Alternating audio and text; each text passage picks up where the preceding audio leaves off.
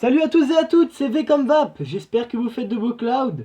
Et on se retrouve aujourd'hui donc pour la revue d'un arôme, un arôme qui me tient vraiment à cœur parce que vraiment c'est un arôme que je trouve très bon, c'est donc le Heisenberg de chez Vampire Vap. Donc très reconnaissable à sa couleur vraiment bleu, vraiment d'un beau bleu.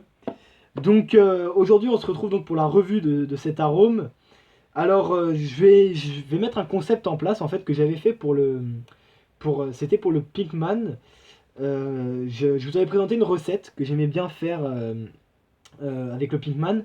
Et donc aujourd'hui, j'ai décidé de vous présenter aussi une recette que j'aime vaper avec le Heisenberg. J'ai trouvé le concept intéressant pour vous donner des idées, de changer pour ceux qui soit veulent découvrir plusieurs facettes de cet arôme, soit tout simplement le vape depuis un moment, l'aime beaucoup mais s'en lasse un peu. Pour lui donner une petite touche nouvelle, ça peut être sympa. Donc écoutez, aujourd'hui je vais vous présenter aussi une recette à base de Coca-Cola, donc la boisson très connue donc de cola, de l'arôme de chez Bordeaux.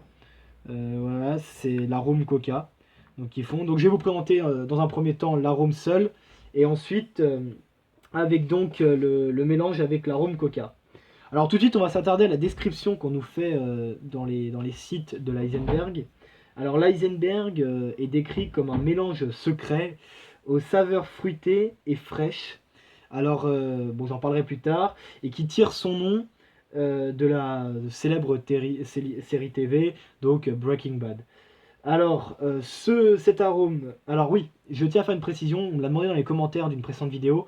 Toutes les bases de liquide que j'utilise pour faire mes mélanges sont donc des bases en 50% propylène glycol et 50% glycérine végétale. Si vous voulez plus de précision pour savoir à quoi ça correspond et ce que ça apporte de plus ou de moins, je vous invite à aller voir la vidéo sur le Rocketman où j'explique un peu plus ça en détail. Et de toute manière, je vous ferai une vidéo sur le dye et uniquement comment faire du dye et les éléments du dye dans pas longtemps où j'expliquerai vraiment tout en détail. Mais si voilà, déjà vous voulez avoir un aperçu la revue du Rocketman, je l'explique déjà un petit peu.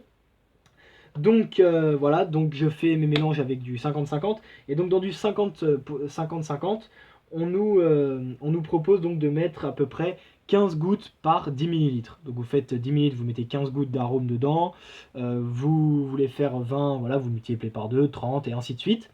Alors moi je conseille toujours d'en mettre un peu plus, c'est vrai que moi à chaque fois j'en mets un peu plus. Voilà, moi j'en mets 20 tous les 10 millilitres. Voilà, je fais tout le temps ça, pratiquement avec tous les arômes. Donc écoutez, voilà, et on nous dit donc de le laisser reposer, parce que voilà, vous savez que les daies, il faut les laisser reposer avant de pouvoir les vaper, environ 48 heures. Personnellement, c'est ce que j'ai fait, et il était déjà très bon. Il gagne du goût si vous le laissez encore un peu plus, mais à bout de 48 heures, c'est largement vapable. Donc on va s'attarder alors maintenant au goût de cet arôme. Donc je vais retirer 2-3 tafs sur ma... Alors je suis toujours sur une configuration la même que d'habitude. Le clairomiseur Melo 2 avec la iStick TC 60 watts, tout ça de chez Elif. Et j'ai rajouté voilà, des petits élastiques pour protéger au cas où le Pyrex. Donc le Pyrex voilà, c'est la partie transparente qu'on peut voir aussi ici. Transparente sur le haut, c'est voilà, c'est le vert. Donc écoutez, je vais retirer. Alors là, je suis sur du Heisenberg seul. Ce n'est pas la recette, c'est le seul, sans rien. Je vais retirer deux, trois bouffées et je vous dis après ce que j'en pense.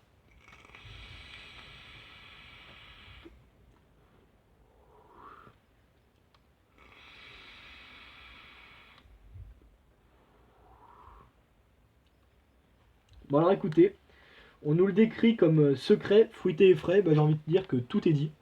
C'est vrai que ce liquide, euh, on sent du fruit, on sent, ce côté fruité, mais alors pour moi, j'ai vraiment du mal à définir ce que c'est.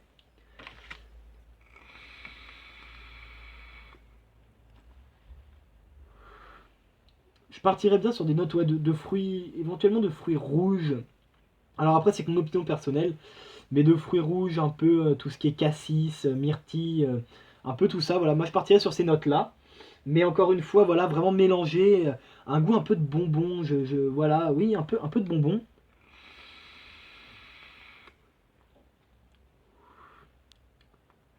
Ouais, un petit peu un goût de bonbon, voilà. fruité, voilà, comme je dis, dans les tons myrtille, dans les tons cassis, tout ça.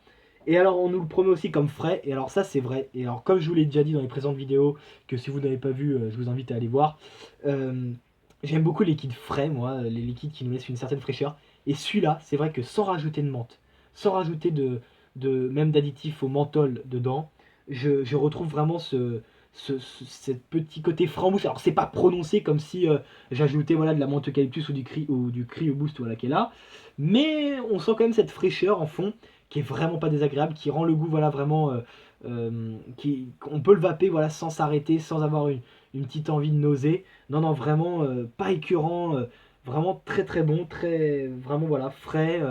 Moi écoutez de toute façon c'est comme le Pinkman, c'est un all day. Alors là j'en ai pas vapé beaucoup, c'est vrai que j'en ai pas, je me suis fait voilà une fiole de 30 seulement de Heisenberg et puis une petite recette où j'avais pas fait 30 complets, je crois que j'avais fait 20 avec Coca et Heisenberg.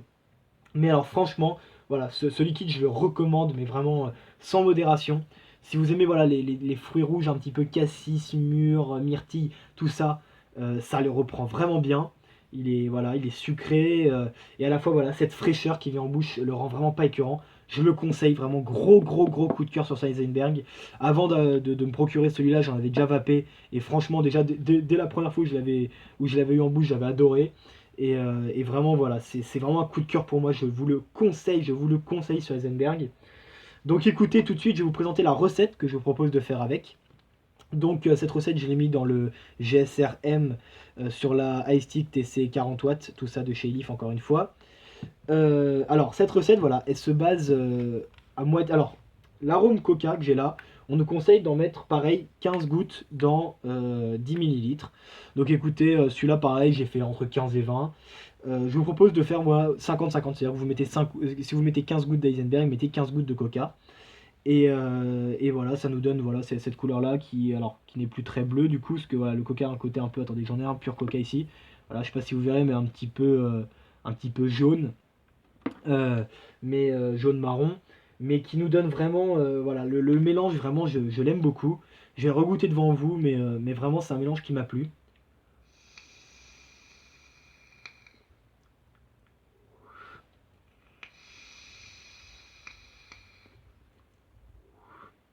Ouais, vraiment ça rajoute.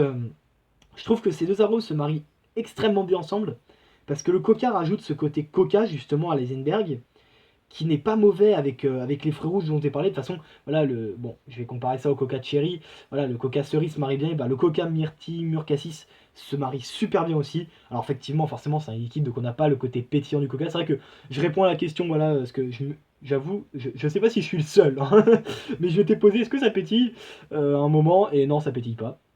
Mais bon, euh, faut quand même noter voilà, ce goût de coca. Alors voilà, un arôme coca en tout cas qui a vraiment le goût de coca, qui est vraiment bon. Je vous en parlerai peut-être dans une autre vidéo, je sais pas si j'en ferai la revue seule de ce coca. Mais en tous les cas, voilà, moi je vous le dis, un très bon goût de coca qui se marie parfaitement avec ce côté fruité. Vraiment, voilà, cette recette, je vous la conseille si vous, voilà, si vous vapez, soit vous avez jamais vapé d'Eisenberg et vous faites une commande ou vous allez en acheter, vous vous dites tiens, j'aimerais bien le tester avec plusieurs trucs, je vous conseille de le tester avec du coca. Si vous vapez de la Heisenberg depuis longtemps, pourquoi pas voilà, changer un petit peu si vous avez un peu de la lassitude au niveau, voilà, si vous avez envie d'explorer, voilà, de garder ce goût de la Heisenberg que vous aimez bien, mais en rajoutant un petit truc, et ben franchement, c'est un conseil que je vous fais, voilà, avec du coca, ça passe très bien. Comme il est assez frais quand même, la Heisenberg de base, ce n'est pas écœurant, et, et voilà, l'association des goûts est vraiment super. Donc écoutez, bah, c'est tout pour moi. J'espère que cette vidéo vous a plu. Je tiens à dire, et ouais, on a passé les 10 abonnés. Youhou c'est la fête. Non, je rigole, bien sûr, c'est un peu ironique, mais bon, comme je vous ai dit, moi je m'en fiche un peu. Si ça vous a plu, abonnez-vous quand même. N'hésitez pas à liker la vidéo et à regarder les précédentes. Écoutez, voilà, moi c'est tout pour moi. Et je vais vous souhaiter une bonne journée, une bonne soirée et surtout faites de beaux clouds. Allez, salut tout le monde!